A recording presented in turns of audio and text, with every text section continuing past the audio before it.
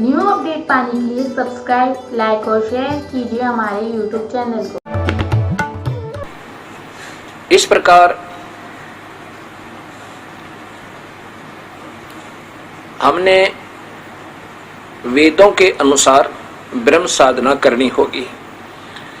ठीक है, गलती जब तक बन चुकी है बन गई, कोई बात नहीं।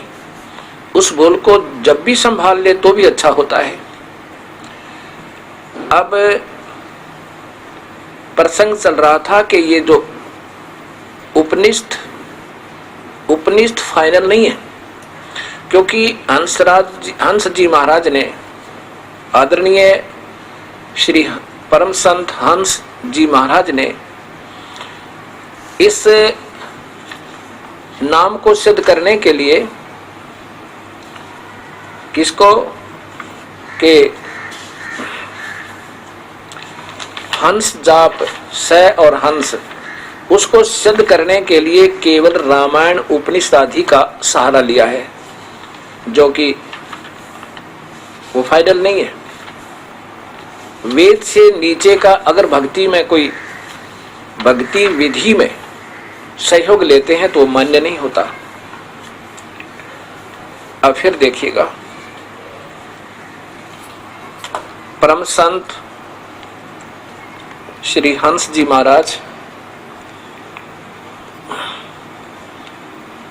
ये आपके सामने है,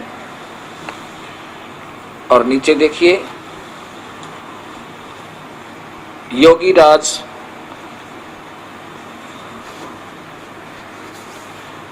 परम संत सदगुरुदेव श्री हंस जी महाराज, प्रकाशक प्रेमनगर आश्रम हरिद्वार से।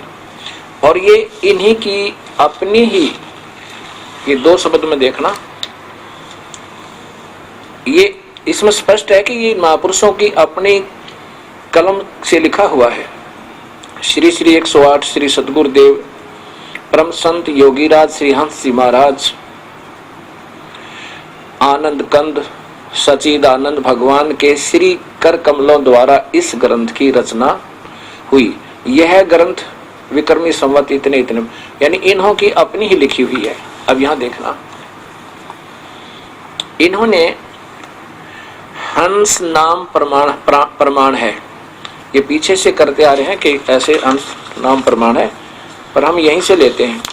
आप देख सकते हैं, तो कोई बच्चों का काम तो है नहीं, किसी को बहका देंगे, छुपा देंगे, लेकिन समय के अभाव से हम उतना ही दिखाते हैं जितना आवश्यक है। हंस नाम का प्रमाण है, श्वास अंदर जाता है तो श्वास के साथ स्वतः ही स की ध्वनि होती है, और श्वास बाहर आने से हम की ध्वनि होती है, अपने आप होती है, ऐसा कहते हैं। हम और स मिलाकर हंस शब्द बनता है। उल्टा करने से हंस शब्द सोहम बनता है। उल्टा कर दे तो कहते हैं सोहम बन जाता है। आप ही देख सकते हो, हंस का सोहम बन सकता है। ये हंस, इसको उल्टा रख दे, स यहाँ लगा दो, स हम, और ये सोहम, तो ध्वनि में तो बहुत अंतर हो जाएगा। एक तो स हम की ध्वनि हो, एक सो हम की हो। अब यहाँ देखो, इन्होंने कहाँ से शुरू किया है, ये वाल्मीकि जी से, यानी रामायण से। उल्टा नाम जपया जग जाना, वाल्मीकि भय भरम समाना। जान आदि कवि नाम प्रतापु, भय सिद्ध और उल्टा जापू, कर उल्टा जापू। सोहम अस्मि इति व्रत अखंडा, दीप शिखा सोई परम प्रचंडा। अब यहाँ देखो, नीचे आ जाते हैं हम, यहाँ से सोहम शब्द की ध्वनि सभी प्राणियों के प्रति श्वास में होती रहती है। अब सोहम हो रही है या हंस, दिन रात का अंतर है। इसी को अजप्पा कहते हैं। इसका मानसिक ध्यान करने में मन शीघ्र ही शांत एवं एकाग्र हो जाता है और सहज समाधि लग जाती है। इसी को परवण योग या ओंकार मंत्र कहते हैं। ले बता, ये ओंकार मंत्र बता दिया। भले आदमियों, कुछ तो सोचो, कहाँ ओम मंत्र, कहाँ ये सोहम। ओंकार का अर्थ है, देखियो, सर्वव्यापक परमात्मा, सर्वयान्ता और सर्व पालन पोषण करने वाला हंस नाम ही सब में व्यापक है। अब हंस पे आगे, इसी से सब प्राणी जिंदगी को प्राप्त हो रहे हैं, इसलिए यही सबका आधार है। इसी के अंदर होने से हम लोग मिलकर बैठते हैं, सबका निर्णय करने वाला भी यही है। आगे देखियो, अब श्वास के साथ सहकार और हम अहंकार का श्रवण करने से प्राण उपासना होने लगती है, इसी को आत्मचिंतन कहते हैं। यही हंस सबका मूल कारण है। प्राणी के देखियो, ये लाइन देखना, इनकी बुद्धि कितना काम करी, ध्यान से सुनना। प्राणी के मर जाने पर यही कहने में आता है कि हंस उड़ गया। हंस का अर्थ हुआ शरीर छोड़ गई जीवात्मा, हंस उड़ गया, जीवात्मा निकल गई। और ये हंस को भगवान बतावे, यही उनका मूल कारण, यही मूल जाप। हंस का अर्थ है प्राणी, और प्राणी का प्राणी जाप करे, कहने में आता है। देखो, प्राणी के मरने पर, प्राणी के मरने पे, आप ही कह रहे हैं, प्राणी के मरने पर यही कहने में आता है कि हंस उड़ गया। हमारे मानस हृदय में ही हंस निवास करता है। हमारी रामायण हंस ही की गाथा है। अब ये विचार करो, भक्तात्मा स्वयं कह रहे हैं, प्राणी मरने पर भी यही कहने में आता है कि ये हंस उड़ गया। हमारे हृदय में भी हंस निवास करता है। बताओ, प्राणी मर गया तो प्राणी ही उड़ गया। सारी रामायण हंस की गाथा है। अब यहां देखना होगा आगे, तुम ही शिव के हृदय रूपी मानसरोवर के हंस हो। अब यही समझ में नहीं आ रहा, ये महात्मा जी कहना क्या चाह रहे हैं। हंस का जाप करो, और कहते हैं ना, प्राणी मर जावे तो हंस निकल गया। तो कबीर साहब भी कहते हैं, हंसा निकल गया पिंजरे से, खाली पड़ी रही तस्वीर। वो जीव निकल गया, और जीव ही जीव जीव जीव करे, यानी हंस नाम किसको कहते हैं?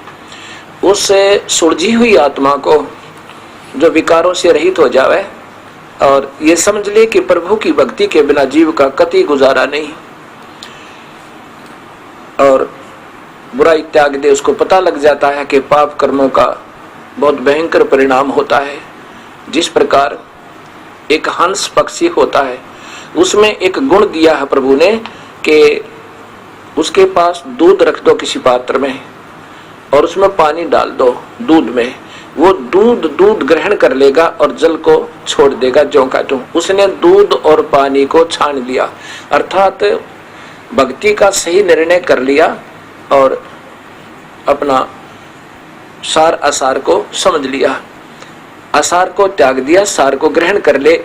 उसको हंस आत्मा कहते हैं, उधरी हुई आत्मा, यानी वो परमात्मा नहीं, हंस जीव आत्मा, अच्छी आत्मा। तो आगे क्या बताया है? अब ये कहते हैं हंस को फिर उल्टा कर ले तो सोहम हो जा, और प्रमाण दे रहे हैं केवल रामायण का। वेद त्याग दिए, गीता भूल गए, और ओंकार को भी कहते हैं ये भी सोहम ही जाप बना है। इसी को ओंकार भी कहते हैं, हंस को ही। ओम, ओम शब्द तो हर शास्त्र में, गीता और वेद दोनों में प्रमाणित है। और यही कबीर साहब गरीबदास जी ने बताया कि ओम नाम से ही भक्ति प्रारंभ होगी, इससे अन्य कोई नाम जप है तो व्यर्थ है। अब सोहम जाप को ये फाइनल मानते हैं, मान लीजिए। अब स्वयं अपनी ही लेखनी से लिख रहे हैं कि कबीर साहब की वाणी,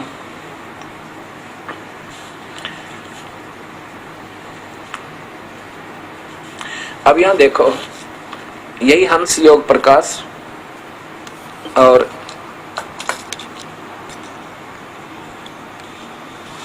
इसके प्रश्न नंबर 227 पर ये कबीर साहब की वाणी लेते हैं। ये देखिए कितना अपने को अपने में अपनाया कर, यहां से ले ले, नाम अनामी नाथ जी, ये किसी और के, कबीर साहब की यहाँ से वाणी प्रारंभ होती है। आदि नाम पारस है, मन है मैला लो, आदिमान धन पुराना नाम, जो शुरू में प्रारंभ से जो मंत्र प्रारंभ होता था, जब से सृष्टि रची गई थी, वो आदि नाम है। पारस परसत ही कंचन भया छूटा बंधन, वो आदि नाम निज मूल है और मंत्र सब डार। आदि नाम ओम तत् सत, गीता जी बताएगी कि इस प्रारंभ में सभी प्राणी उस ओम तत् सत अर्थात 3 मंत्र के ही जाप से प्रारंभ करते थे। ये विद्वान पुरुष, वो आदि नाम ओम तत् सत है। आदि नाम पारस्य है, मन है मैं लालो अचागे है। आदि नाम निज मूल है और मंत्र सब डार। इन और नामों को सब छोड़ दे, मंत्र माने नाम, इन सब नामों को त्याग दे, केवल वो सतनाम और फिर सार नाम, उसका जाप करो। वो एक ही मंत्र बन जाता है 3 नाम का। आदि नाम निज मूल है और मंत्र सब डार, कहे कबीर निज नाम बिना यो डूब बना संसार। आगे देखो, ये देखो वाणी भी ले रहे हैं कबीर साहब की और सब स्पष्ट करते हैं। ओंकार निश्चय भया सो करता मत जान, और सच्चा शब्द गुरुदेव का पर्दे माए पहचान।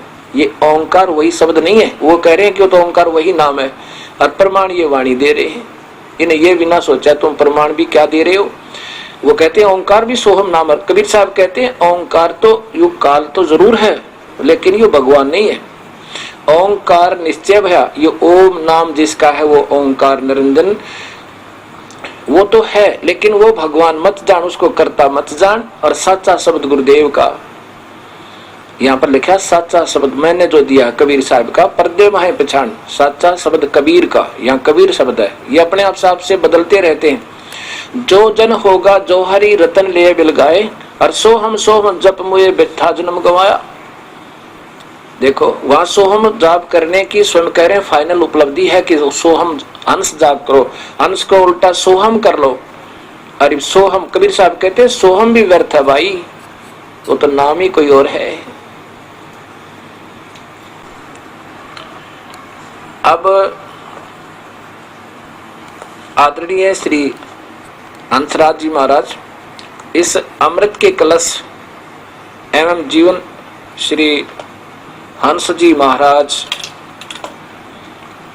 जीवन एवं दर्शन, इसमें आपको दिखाता हूं। पहले मैं सुनाऊंगा आपको, उसके बाद दिखाऊंगा। इसमें क्या कहना चाहे महाराज जी ने 291 नंबर पृष्ठ पे और 92 पे ये सिद्ध करना चाहे कि ओम नाम कोई जाप नहीं है। और यज्ञ हवन करते हो इससे क्या तुम्हारा मन थोड़ा ही टिक जाएगा। कोई भक्ति का साधन करते मन को रोकने के लिए, अर्थात यज्ञ और हवन आदि को भी ये मिथ्या बता। पूजा पाठ हवन आदि करते हो तो तुम्हारा मन कहाँ टिकता है। और ध्यान सुमन तो मन को एकाग्र करने के लिए किया जाता है। जो मैंने बताया है वह किसी, जो नाम मैंने बताया है वह किसी का बनाया हुआ नहीं है। हंस कमाल कर दिया ये परमात्मा, ये बंदी छोड़। अब देखो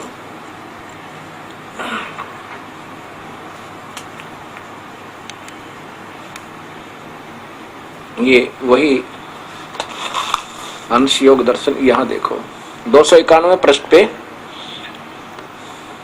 ईश्वर अंश जीव अविनाशी। यहां देखिएगा भाई, ये तो ना भाई बहकावे माँ का कंकर पत्थर सत्य भगवान मान लेते भाई। देखने और जानने पर ही गुरु की बात माननी चाहिए। सोचो और बताओ कि जब तुम पूजा पाठ हवन आदि करते हो तो तुम्हारा मन कहाँ टिकता है। और ध्यान सुमन तो मन को एकाग्र करने के लिए ही किया जाता है। अब यहाँ देखो मैं जो नाम बताता हूँ हंस, वह किसी का बनाया हुआ नहीं है। ये अखंड नाम है, पावन नाम है, राम नाम है।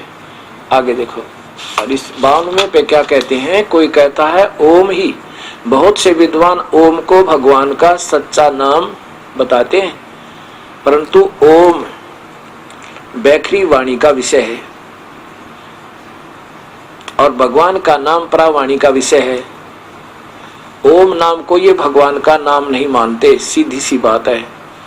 अब देखो हाय हाय, अब कहाँ ले जाएंगे ये अनजान संत। बैखरी का वाणी का अर्थ होता है कि बोल के भक्ति करे, बोल के उच्चारण से जो होती है वो बैखरी वाणी बोलते हैं। ये कहते हैं ओम तो बोल के होता है, ये तो भगवान का नाम तो बिना बोले होता है। स और है, स है, ये भगवान का नाम, ओम भगवान का नाम नहीं है। ये महात्मा जी बता रहे हैं आपके सामने।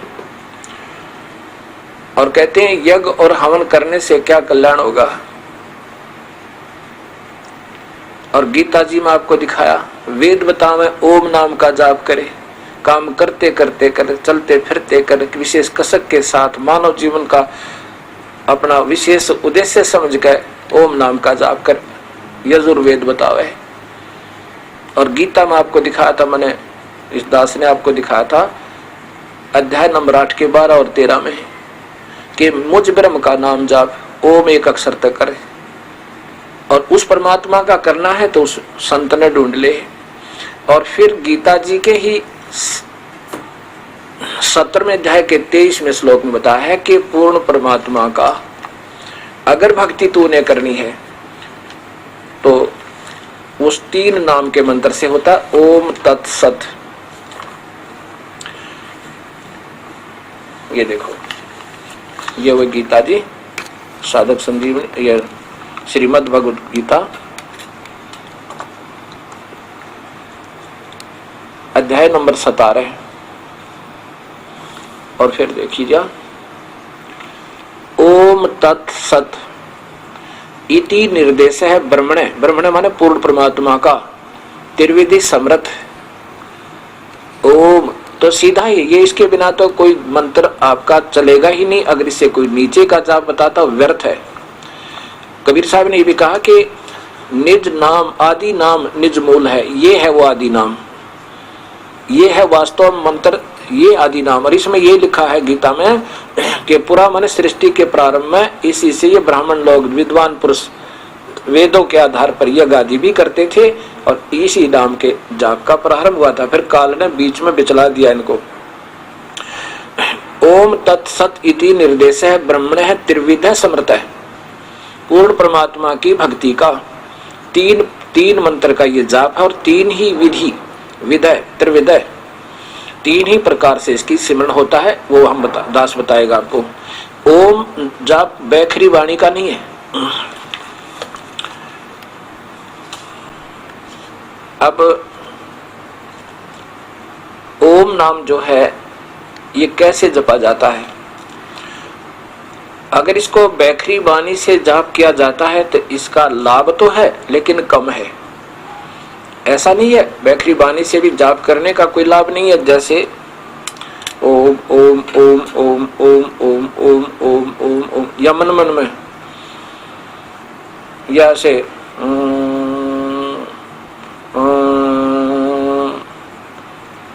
अब जो बैखरी वाणी से यानी बोल के मौखिक जाप जिसे कहते हैं, ऐसे भी लाभ है पर ये कम है। ओम नाम का जाप बैखरी वाणी से लाभ है लेकिन पूर्ण नहीं है। जैसे हम जो मंत्र आपको देंगे आपको, ओम से प्रारंभ करेंगे, ओम के बाद एक और इसके साथ मंत्र लगेगा, वो सतनाम बनेगा 2 मंत्र का, और फिर ये 3 मंत्र का एक ही बन जाएगा। और फिर ये समाज से ही सिमरण होगा, बैखरी वाणी से नहीं होगा। अब जैसे हम मौखिक जाप करते हैं, मौखिक जाप 1000 बार और मानसिक जाप 1 बार ओम का, यानी किसी भी मंत्र का, लेकिन पूरे संत तो लेकर अपने आप नहीं, मर्यादा ही होती है। और फिर मानसिक जाप 1000 बार, और फिर ये 10 विधि बताओगा। ऐसे प्रमाण है वेदों और गीता में और कबीर साहब की वाणी में। ऐसे जो जाप करेगा उसको मानसिक जाप से भी 1000 गुना, वो 1000 बार मानसिक जाप, 1 बार वो उस विधि से जाप। बैखरी वाणी यानी मौखिक जाप का भी लाभ है, ऐसी बात नहीं, बिल्कुल नहीं है, ऐसा नहीं कह सकते। और उसका लाभ अन्य है। और ऐसे ये जाप होता है। अब जैसे यज्ञ हवन आदि पूजाओं को ये मना किया है महाराज जी ने, और गीता कहती है ऐसा नहीं करते, यज्ञ नहीं करते, हवन आदि नहीं करते, जोत बत्ती आदि जैसे हवन धर्म नहीं करते, वो तो चोर हैं, वो तो घोर नरक में ठोके जाएंगे। अब देखिएगा गीता जी, देखिए वही साधक संजीव या श्रीमद् भगवत गीता, श्री गीता प्रेस गोरखपुर से प्रकाशित है, श्री जय दयाल गोविंद का द्वारा टीका है। इस महापुरुष ने बहुत ही अच्छी तरह टीका करने की चेष्टा की है। अध्याय नंबर 3, गीता जी का अध्याय नंबर 3। अब देखो लिख में लिखा है कि प्रजापति ब्रह्मा ने, श्लोक नंबर 10 से सुना शुरू करते हैं। प्रजापति ब्रह्मा ने कल्प के आदि में यज्ञ सहित प्रजाओं को रचकर कहा, तुम लोग इस यज्ञ के द्वारा वृद्धि को प्राप्त हो, यह यज्ञ तुम लोगों को इच्छित भोग प्रदान करने वाला हो। अब नीचे देखो 11वें में कहा है, इस यज्ञ के द्वारा देवताओं को उन्नत करो और देवता तुम लोगों को उन्नत करें। इस प्रकार निस्वार्थ भाव से एक दूसरे को उन्नत करते हुए तुम लोग परम कल्याण प्राप्त हो जाओगे। अब 12वें में कहा है, अध्याय नंबर 12 में, यज्ञ के द्वारा बढ़े हुए देवता तुम लोगों को बिना मांगे ही इच्छित भोग निश्चय ही देते रहेंगे। इस प्रकार उन देवताओं के द्वारा दिए हुए भोगों को जो पुरुष इनके बिना दिए यानी इनको बिना दिए यानी धर्म पुण्य ना करते, जो भगवान ने तुम्हें पिछले कर्म आधार पर दिया है उसमें से कुछ पैसा दान धर्म नहीं करते, पूजा पाठ या हवन धर्म नहीं करते, तो बिना दिए ही भोगता है, वह चोर ही है। वह तो चोर है जो यज्ञ हवन पूजा पाठ आदि नहीं करता। ये नहीं कहा जा सकता कि नित्य पाठ मत करो, ये गलत है। ये कहना कि ये व्यर्थ है, भी आरती मत करो, 5 यज्ञ करनी होंगी पर निष्काम भाव होते हैं, ऐसा ही लिखा है, नहीं इच्छा। एक यज्ञ है धर्म की, धार्मिक भंडारे अनुष्ठान ये अवश्य गुरु आज्ञा से करवाने होंगे, और सुबह शाम जोत लगावे, ज्योति हवन का काम करेगी, और शाम की आरती सुबह के नित्यक्रम अवश्य करने होंगे। इससे हमारे हृदय में ज्ञान यज्ञ बनी रहेगी, ज्ञान यज्ञ होती है। और ज्योत जो है, ज्योति जो जगाते हैं, ये कहते हैं अंदर की ज्योति जगाओ, बाहर की ज्योति नहीं, ना तो अंदर की जगह इनकी, क्योंकि नाम गलत गीता के विरुद्ध, और बाहर जो धर्म से पुण्य होना था, जो लाभ होना था, वो बंद करवा दिया। ऐसे ही धन धन सतगुरु, ऐसे ही राधा स्वामी पंथ में कहते हैं ज्योति मत लगाओ, ना कोई धर्म पुण्य करना, तुम्हें भोगना पड़ेगा। अब ये अधूरे सधूरे मार्गदर्शन करके इन भोली आत्माओं को ऐसे भ्रमित कर दिया। हमने गीता में जो लिखा है वो तो करना ही करना है। हम भी उसको कहते हैं कैसे, कि जैसे गीता में लिखा है कि तुम मेरा पाठ कर अर्जुन, गीता का नित्य पाठ करता रहे तो मुझे ही प्राप्त होगा निसंदेह, कोई शक नहीं, इसमें कोई शक नहीं। केवल एक पाठ्यक्रम करते रहने से और सही नाम ना मिलने से आंशिक लाभ है, पूर्ण नहीं। यही कहना चाहे भगवान ने।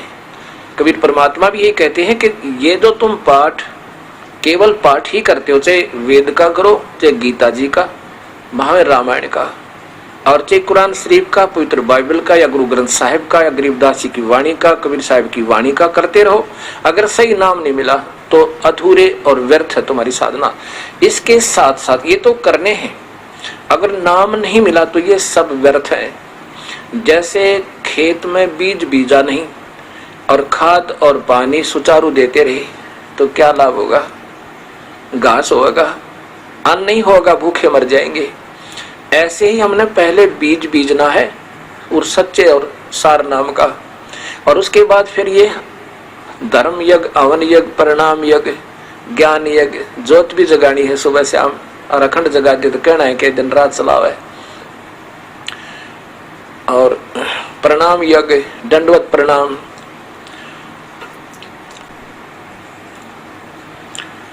मूर्ति अवश्य रखनी अपने घर पे, मूर्ति की पूजा नहीं सत्कार करना है। अब कोई तो मूर्ति पर अटक गया, उसी का भोग लगा, उसी की आरती तारे, उसी का अगर प्रार्थना करता रहे, बस बन की बात, उसी का माला डालने जा, उसी का अगर धूप पर जोत जगा दी, ये व्यर्थ है। मूर्ति हो अपने इष्ट और गुरु की अवश्य हो। और दंडवत प्रणाम करे उनको, सीने से लगा अपने गुरुदेव की मूर्ति को, अपने इष्ट की मूर्ति को। इससे हमारे अंदर विनम्रता और उनके प्रति श्रद्धा बनी रहती है। ऐसा ना करने से भी हम अधूरे रह जाएंगे। केवल मूर्ति ही पूजता रहे, ये कबीर साहब ने खंडन किया। नादानो, तुम केवल मूर्ति पर ही आश्रित हो गए, मंत्र से ही जाप कर नहीं रहे, इसलिए मूर्ति पूजा का खंडन किया। लेकिन मूर्ति का होना अति आवश्यक है, उसे देखते हृदय गदगद हो जाता है।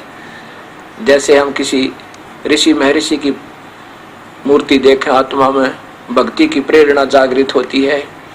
ऐसे ये मूर्तियां सेंटिमेंटल का काम करती हैं, होनी चाहिए हर घर में।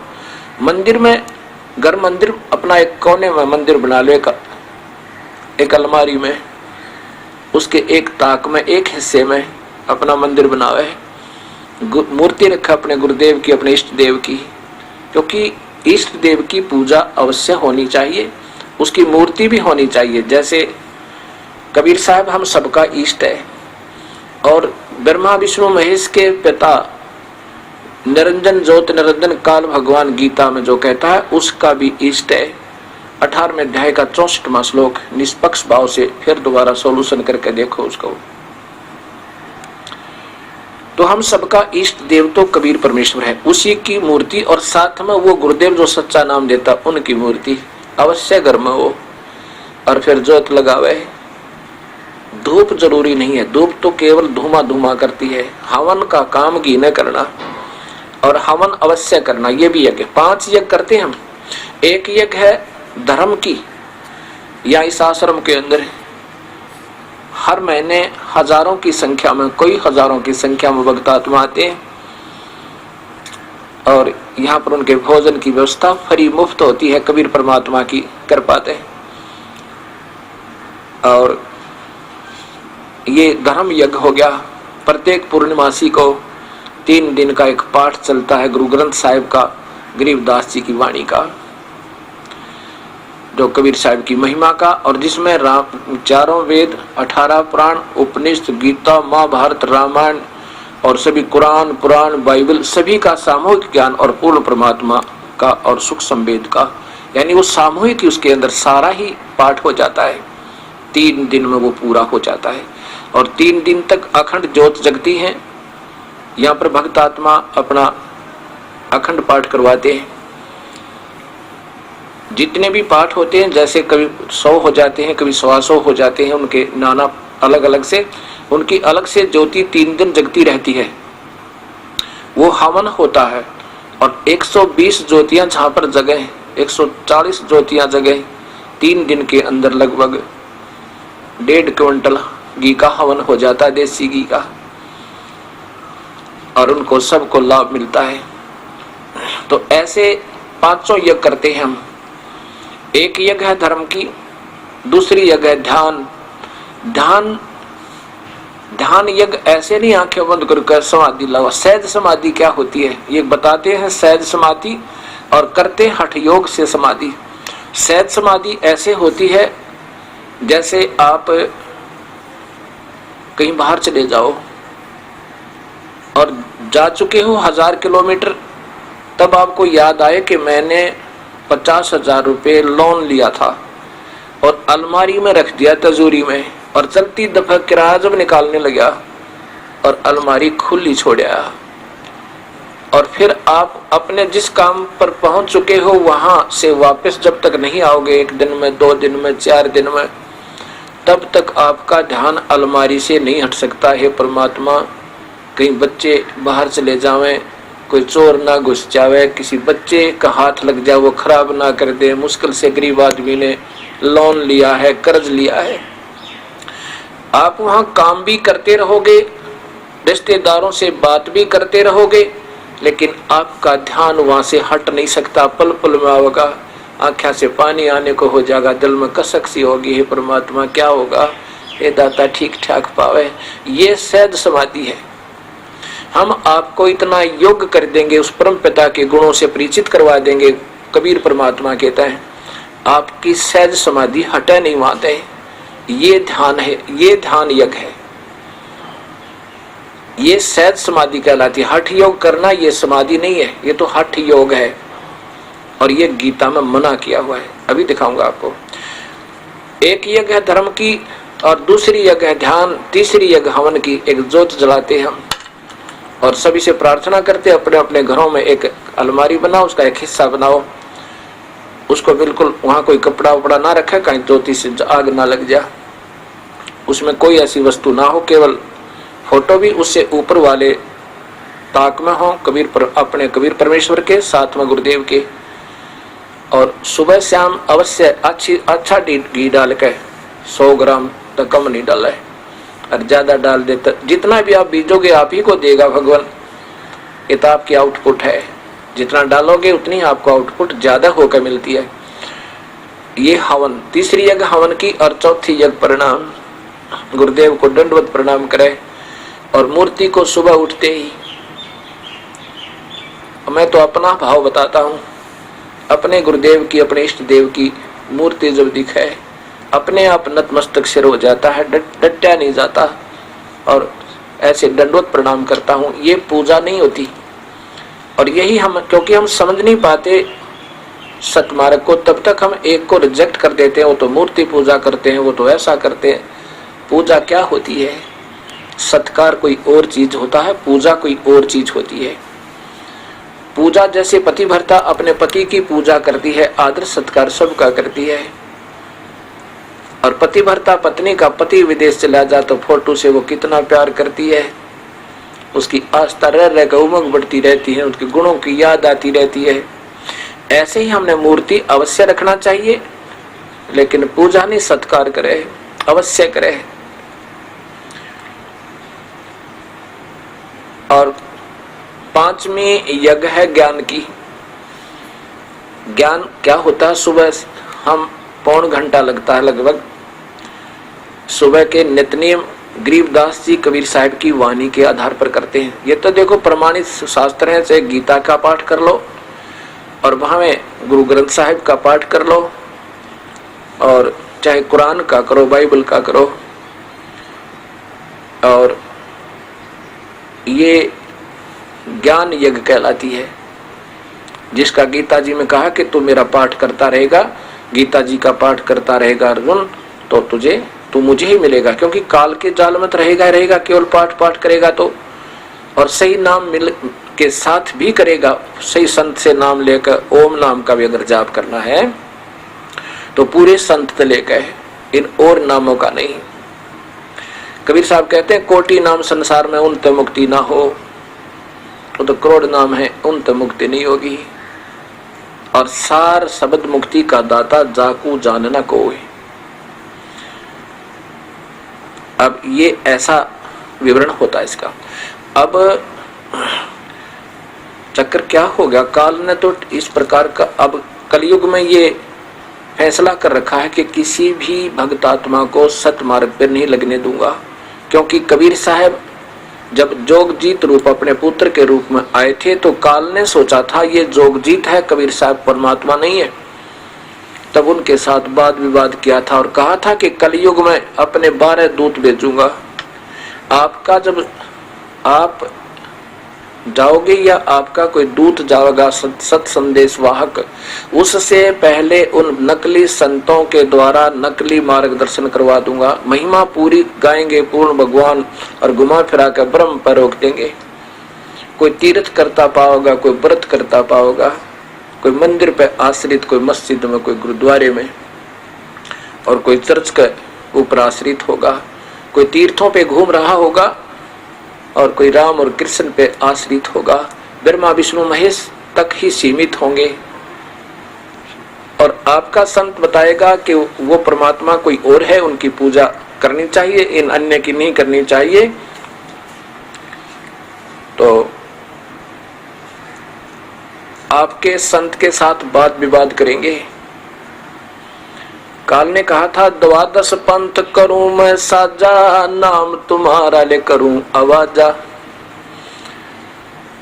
12 पंथ नाम जो ले ही, सो हमरे मुख आन समोही। इन 12 पंथों में जो नाम लेंगे, कहते हो मेरे ही आहार बने रहेंगे। वो नाम तो सारे गलत होंगे और महिमा भगवान पाने की बताते रहेंगे। फिर कहते हैं, 12 पंथ करूं मैं साजा, नाम तुम्हारा ले करूं आवाजा। 12 पंथ नाम जो ले ही, सो हमरे मुख आन समोही। प्रथम अंश हमारा जाई, पीछे अंश तुम्हारा आई। जोगजीत मान कह पूर्ण परमात्मा कबीर साहब को ये काल ब्रह्म कह रहा है कि पहले मेरे दूत जालेंगे और सबको लाखों और करोड़ों की संख्या में सबको गुमराह कर देंगे, शास्त्र विरुद्ध साधना पर आधारित कर देंगे। और ये बूढ़ी आत्मा फिर गुरु जी के ऊपर इतने आसक्त होंगे, एक शब्द भी सुनकर प्रसन्न नहीं होंगे। प्रथम अंश हमारा जाई, पीछे अंश तुम्हारा आई। कहा तुम्हारा जीव न माने, हमारी ओढ़े हो बाद बखाने। काल ने कहा था कि तुम्हारा और तुम्हारे संत का कोई कहा नहीं मानेगा और हमारे वकील बनेंगे, मेरे ही वकील बन जाएंगे। और गलत साधना को, क्योंकि उन संतों ने उस समय शास्त्र विरुद्ध साधना बता रखी होगी, लेकिन अपने अहम के कारण उस गलत को गलत नहीं स्वीकार करके, बल्कि उस गलत को और झूठ जाठुड़ जाकर सिद्ध करने की कोशिश करेंगे और वो वकील बने पाएंगे। कहा तुम्हारा जीव न माने, हमारी ओर हो बाद बखाने। हमारे ही, मेरे काल के ही दूतों की तरफ, संदेश वाहकों की तरफ ही के वकील बनकर सभी और वाद विवाद करेंगे। फिर क्या बोले, कबीर साहब ने कहा था, धर्मदास जब भी मेरा कोई संत मेरे सत मार्ग का सत दर्शन करेगा, उस समय के वर्तमान गुरु महंत और संत ये जितने भी नकली होंगे वो उसके साथ राड बढ़ाएंगे। और क्या कहा कि जो संत मम सत शब्द दृढ़ावे, वाक्य संग सब राड बढ़ावे। अस संत मंथन की करनी, धर्मदास में सुनाऊं वर्णी। उस समय के वर्तमान के उस समय के संत और महंतों की ये लक्षण होंगे, सच्चाई स्वीकार ना करके और उनको झगड़ा पैदा करेंगे। तो इससे सिद्ध होगा गीता जी का वो श्लोक 7वें अध्याय के 12 से लेकर 15 तक कि वो राक्षस स्वभाव के को धारण किए हुए, त्रिगुणमयी मेरी माया अति दुस्तर है अर्जुन, और जो मेरा भजन करते हैं वो इससे कुछ ऊपर उठ जाते हैं। और इस त्रिगुणमयी माया के द्वारा जिनका ज्ञान हरा जा चुका है, वो राक्षस स्वभाव को धारण किए हुए दुष्कर्तिन माने बुरे कर्म, गलत भक्ति मार्ग पर दुष्कर्म बोले हैं वो करने वाले, नीच व्यक्तियों में नीच मूर्ख, वो मुझे नहीं भक्त बसते अर्जुन। और फिर 70वें श्लोक में कहा है कि जो सुकृत कर्म है, सुकृतिन, वो भी 4 प्रकार के हैं। वो तो अच्छे कर्म है जो एक परमात्मा ने की भक्ति करें, वेदों के आधार पे ओम नाम का जाप उस पूर्ण परमात्मा का मानकर करते अनजानपने में, कहते वहां से सुकृत कर्म शुरू होते हैं। उससे नीचे के जो भी मंत्र हैं वो दुष्कर्तिन है, और जो भी साधना है वो दुष्कर्तिन है, मूढ़ नीच मूर्ख लोग करते हैं। अब वो गीता जी का श्लोक गलत हो जा, अगर ऐसा ना होगा तो, अगर राड नहीं बढ़ाएंगे तो गीता फेल हो जाएगी। इसलिए यही कबीर साहब कहते हैं कि जो संत मम सत शब्द दृढ़ावे, वाके संग सब राड बढ़ावे। अस संत मंथन की करनी, और धर्मदास में सुनाऊं वर्णी। ये तुझे बता देता हूं कि उसके साथ सब विरोध करेंगे, उनके साथ झगड़ा करेंगे, पर कहा था कि धर्मदास मैं साथ रहूंगा, मैं साथ रहूंगा उस प्यारी आत्मा के। और ये तो पुराना इतिहास उठाकर देख लो, सदियों के बाद ये सतमार्ग उत्थान होता है प्रभु कृपा से। वही शक्ति देता ना किसी इस दास में यह हिम्मत नहीं, परम पिता परमेश्वर के इसे निर्मल ज्ञान को, और ये 2 कौड़ी का जीव और वर्णन कर दे। जीव भी नहीं उठ सकती इस दास की अगर उसकी रजा ना होता है। ये ऐसा सदियों पर्यंत होया ही करता है। और पिछले इतिहास देख लो, ईसा जी ने ऐसा ही किया था, उसके साथ क्या सलूक किया था। ऐसे हजरत मोहम्मद जी ने यही किया था, उनके साथ क्या बदसलूक किया था लोगों ने। लेकिन संत उल्टे नहीं हटा करते, सिपाही और संत आगे को ही बढ़ा करते हैं, उनको अपने जंगे मैदान का बेराउस है, उसके हर्ष से भी वो परिचित होते हैं कि इसका क्या हर्ष हो सकता है, लेकिन वो उल्टे नहीं हटते। उनका उद्देश्य ही समर्पण का होता है। और फिर कबीर साहब के साथ क्या सलूक किया था नादान संतों ने, अपने परिभाषा प्रभु की देखा होगा, उस अपने ही परमेश्वर को, अपने भगवान को बुला दिया उन नादान संतों ने, जो उस समय के वर्तमान के अज्ञानी स्वयं शास्त्रों के विरुद्ध साधना कर रहे और करा रहे थे स्वार्थी लोग, कबीर साहब के दुश्मन बना दिया। फिर महर्षि दानंदकार साहब ने देखा होगा, उसी समय के वर्तमान के उन नकली गुरुओं ने शास्त्र विरुद्ध साधना पर आधारित करके अपने स्वार्थवश उस महापुरुष को मरवा के छोड़ा। लेकिन संत प्रभु के सिपाही होते हैं, वो इस चीज की परवाह नहीं किया करते। लेकिन अब वो समय नहीं है, अब तो सब बहन और भाई, बच्चे, बेटे और बेटियां सब शिक्षित हैं। अब कोई किसी की इन अनजान अटकलों में नहीं आ सकता। शास्त्र हमारे पास है, इनको देख सकते हैं। अगर ये मनुष्य शरीर व्यर्थ हो गया फिर इसका कहीं ठिकाना नहीं है। अब जो दास आपको बताना चाह रहा है, अब ये कोई मैं अपनी तरफ से नहीं बता रहा, इन महापुरुषों के लिखे हुए लेख हैं और इनमें भी इनको आपत्ति है तो धन्य है इनकी मान है,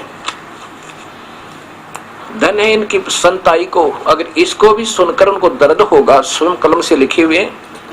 हाँ, ये हो सकता है कि मेरी समझ में कम आया हो जो मैं बता रहा हूँ, हो सकता है मैं एक तरफा बता रहा हूँ, ये हो सकता सब भगत समाज के मन में ये आ सकता है कि महाराज जी शायद वो ही बता रहे हैं जिनको जो इनके सूटेबल है, अनुकूल है, बाकी व्याख्या को छोड़ रहे होंगे। ये आप परचेज कर सकते हो और ले सकते हो, वहां से देख सकते हो।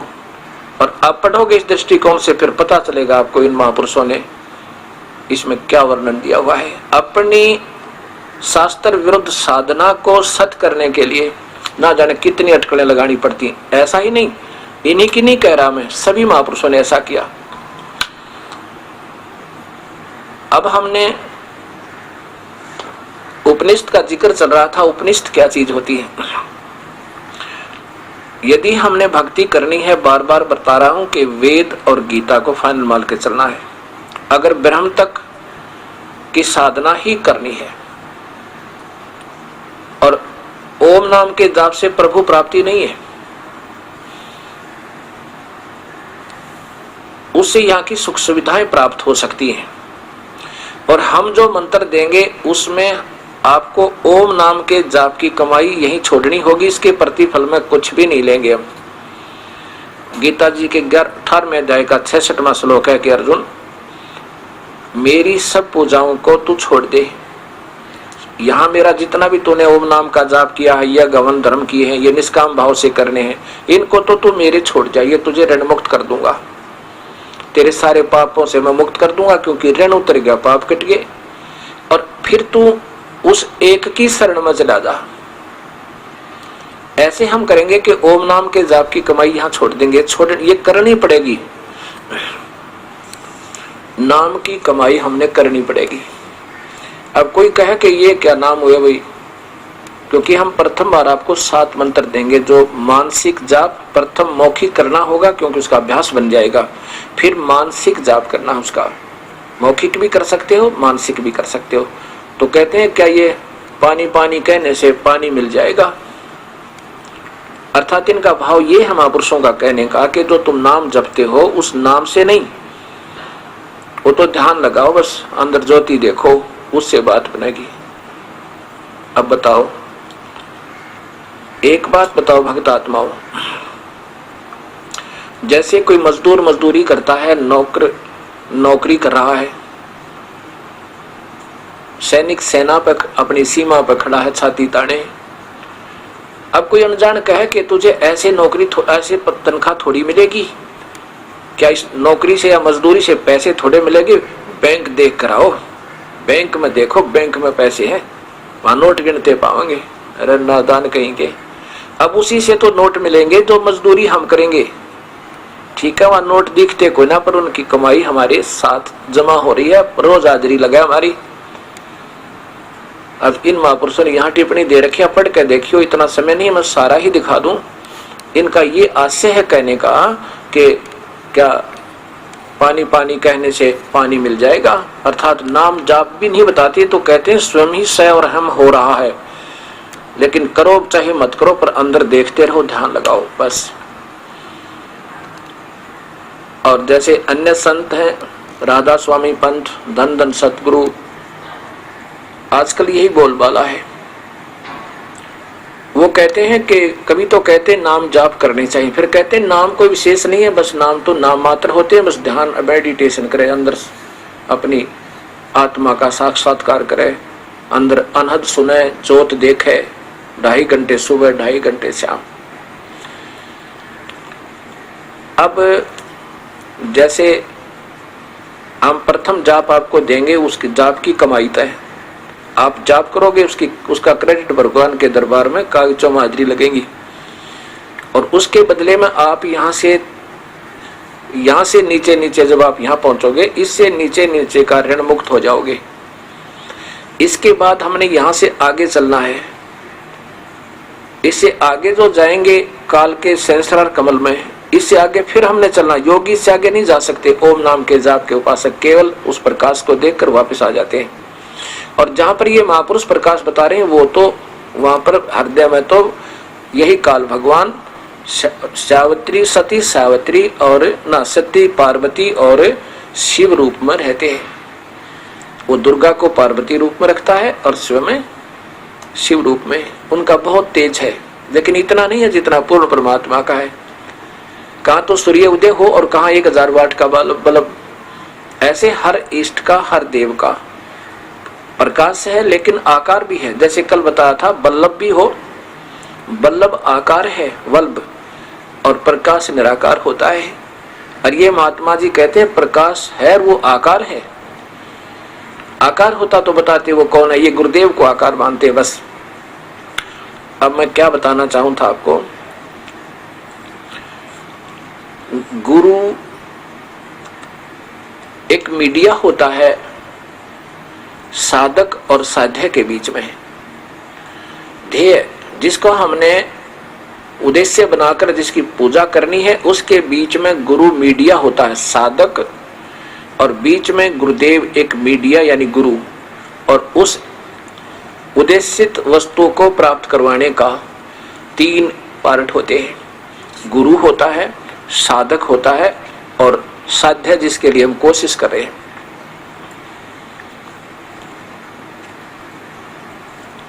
तो उसमें गुरुदेव का सहयोग होता है। गुरुजी क्या होते हैं, जैसे आपका किसी मंत्री से काम होना हो और आपके लिए मंत्री का जो नुमाइंदा होगा वो आपका गुरु हो गया, आपको साथ लेगा और उससे मिलाएगा मंत्री जी से और आपका कार्य करवा देगा। अगर उसकी पहुंच सही होगी तय, अर्थात उसका खास होगा, तो आपका सही जायज काम होगा जो, तो वो करवा देगा, वो भी गुरु हुआ। और ये थी गुरु है थानेदार दरोगा तक का, यानी वहीं तक पहुंच है तो वो थाने लेवल के ही काम आपके करवाएगा, उसमें भी गुरु की आवश्यकता पड़ेगी। और यदि आपका जो सिफारसी है अप्रोची यदि सीएम का है तो इन सबसे उत्तम हो गया, वो भी अच्छा हो गया। अगर पूरा गुरु है तो पूरा, यानी उससे मेल है मुख्यमंत्री से उस व्यक्ति का, तो उस तीसरे जो तड़प रहा है अपने कार्य के लिए, उसका काम वो मंत्री, मुख्यमंत्री का व्यक्ति करवा देगा, वो गुरु हुआ। अब विचार करना, इन बातों को ध्यान से सुनना। गुरु गुरु सब कहते हैं, पर गुरु की परिभाषा भी आपको अभी तक नहीं बताई गई, क्योंकि मैं आप ही की तरह भ्रमित व्यक्ति था, सब जगह घूमया करता था। इन संतों की इन कॉमिक्सों को पढ़ पढ़ के दिमाग खराब हो गया था। किसी को उठा के देखे, कोई सिर नहीं, कोई पैर नहीं, ना जाने के बात बना रखी। अब एक प्रधानमंत्री का कोई नुमाइंदा हो और आपका कार्य हो, वो जो प्रधानमंत्री का खास व्यक्ति है और वो फिर आपसे मिला है, तो वो आपका गुरु हो गया। जो प्रधानमंत्री से मिलाने वाला जो गुरु है यानी सिफारसी है, वो सुप्रीम है। प्रधानमंत्री से मिलने के बाद सीएम के भी काम होंगे, मंत्री वाले भी होंगे और नीचे सत्र के सारे हो जाएंगे। ऐसे गुरु गुरु में भेद है, गुरु गुरु में भाव। और सोए गुरु सराहिए, जो सार शब्द लखावे दाव। अब क्या करते हैं भक्त आत्मा, कहते गुरु सब बराबर होते हैं, संत संत सब एक जैसे होते हैं, बस कहीं से नाम ले ले, जाना एक स्थान में। क्योंकि इन सब का घूम फिर के उस निराकार ही पर दृष्टि है। चाहे को कितनी बात बना कर घुमा फिरा कर, चाहे कहीं से लालू कर वहीं छोड़ देते, कहाँ पर निराकार है। भगवान तो निराकार है, प्रकाश दिखाई देता। और इन्होंने और कमाल कर दिया, ये भगवान को आकार बताओ और प्रकाश को आकार बताओ। प्रकाश आकार में है और गुरुदेव जो दिखेंगे अंदर कहते हैं वो भगवान है, और भगवान आकार में है और देखनी रोशनी है। ये आकार बताते हैं भगवान आकार में है, पर रोशनी और शब्द उसका जो है न प्रारूप रूप है। अब इसी प्रकार सब विचलित है। ये देखिएगा, एक नहीं बहुत। अब ये परमात्मा का साक्षात्कार,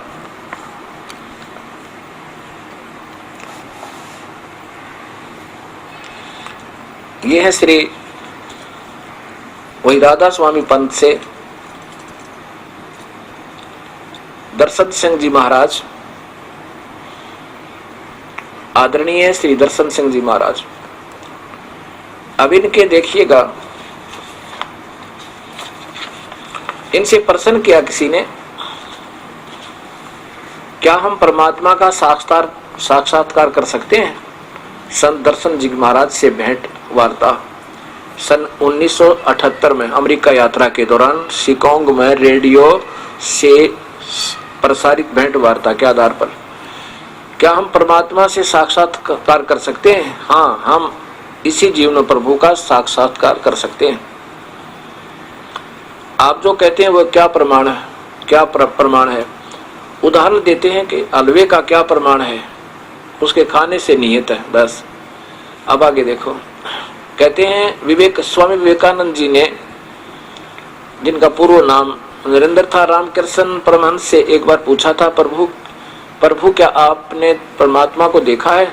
उन्होंने जवाब दिया, हाँ बेटा, मैंने परमात्मा को देखा और उतनी ही स्पष्टता के साथ, जितना स्पष्टता के साथ मैं तुम्हें देख रहा हूँ।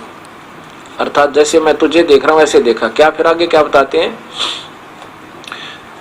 दर्शन सिंह परम आदरणीय दर्शन सिंह जी महाराज करें, परमात्मा जब व्यक्त हुआ, व्यक्त माने आकार में आया। देखो विचार करना, व्यक्त हुआ यानी आकार में आया। उसने दो रूप परमात्मा का प्रकाश और मंडलों का राग धारण किए। इन दो सिद्धांतों से संपर्क स्थापित करने केवल हम परमात्मा को देख ही सकते हैं, वरन हम उससे रूबरू आमने सामने बातचीत भी कर सकते हैं, उसका मार्गदर्शन भी पा सकते हैं और अंत में उसमें अभेद भी हो सकते हैं, यानी उसमें मिल भी जाएंगे। फिर कहते हैं परमात्मा देखने में कैसा है? परमात्मा आकार रहित है। बताओ, अब कोई थ्योरी हुई इनकी? हिसाब लाओ आप। परमात्मा आकार रहित है, परमात्मा पूर्ण ज्योति, पूर्ण ज्योत, पूर्ण प्रकाश और मूल प्रभा तेज है। परमात्मा ज्योति पुंज अवर्णनीय है।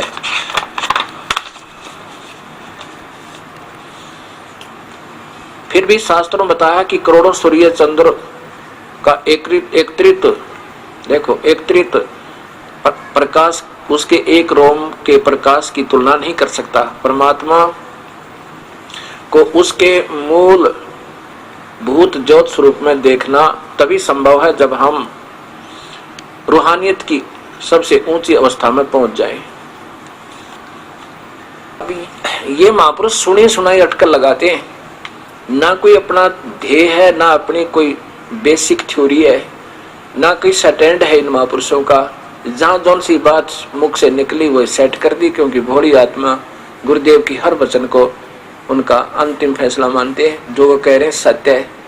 कम से कम ये तो सोचना पड़ेगा समाज ने ये कहना क्या चाह रहे हैं, बता क्या रहे हैं। एक तरफ तो कहते हैं परमात्मा आकार माया, जब पर कहते हैं फिर वो दो रूप में हो गया, प्रकाश हो गया और आवाज, कुछ नहीं दिखता। फिर कहते हैं साक्षात बात कर सकते हैं। ये आकाशवाणी करता है काल, किसी में प्रवेश होकर ये आकाशवाणी कर देता है। कहते हैं बस यही उसका, यही देखना देखना और कुछ नहीं। और फिर आगे देखो,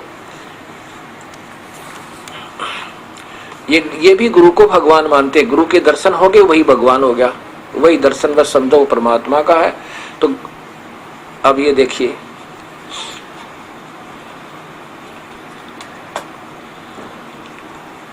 जीवन चरित्र परम संत बाबा जयमल सिंह जी महाराज। पहले मैं ये बताऊंगा आपको कि यहां अपने हाथों से क्या कहते हैं। इसके प्रश्न नंबर 20 पर यहां देखो नीचे महाराज जी क्या बताते हैं कि परमात्मा ने इंसान बनाए, इंसान को उस प्रभु ने अपना रूप बनाया है। ले भाई, इससे सिद्ध है परमात्मा आकार में है। पर इनको ये देखा नहीं, ना कुछ इनकी पहुंच है, क्योंकि नाम इनके अधूरे हैं, तुक्के लगावे। देखा होता तो कहते वो परमात्मा कबीर है। ये देखो, परमात्मा ने इंसान बनाए, इंसान को उस प्रभु ने अपना रूप बनाया। ये श्री दर्शन सिंह जी द्वारा बताया, श्री दर्शन जी द्वारा ये प्रवचन चल रहे हैं। इन्होंने इसका लिखा हुआ टीका किया है। ये संत दर्शन सिंह जी महाराज के द्वारा ये कृपाल सिंह जी के शिष्य हुए हैं। और कृपाल सिंह जी के बारे में वर्णन देते हुए इन्होंने ये सब कुछ बताया। इनको फिर आगे बताऊंगा, इसमें तो बहुत कुछ लिखा है। इन महापुरुषों का क्या मानना है कि ध्यान लगाओ, अंदर जो 5 नाम दिए हैं उनका जाप करते रहो, और जाप करके फिर जाप तो जब ध्यान लगाएंगे अपने आप छूट जाएगा। अंदर ध्यान लगाओ, और ध्यान में गुरुदेव दर्शन देते हैं, वही प्रभु का रूप है। और उसे हम बात कर सकते हैं आमने सामने, जैसा कि कृपाल सिंह जी ने बताया, दर्शन सिंह जी ने बताया। अब इसी का एक अनमोल उदाहरण दिखाता हूं आपको। ये सत्र कैसे गिरा हुआ भक्ति का, ये देखिएगा। ये वही पुस्तक है, जीवन चरित्र परम संत बाबा जयमल सिंह जी महाराज। और ये कहां से प्रकाशित है ये देखिएगा। इनके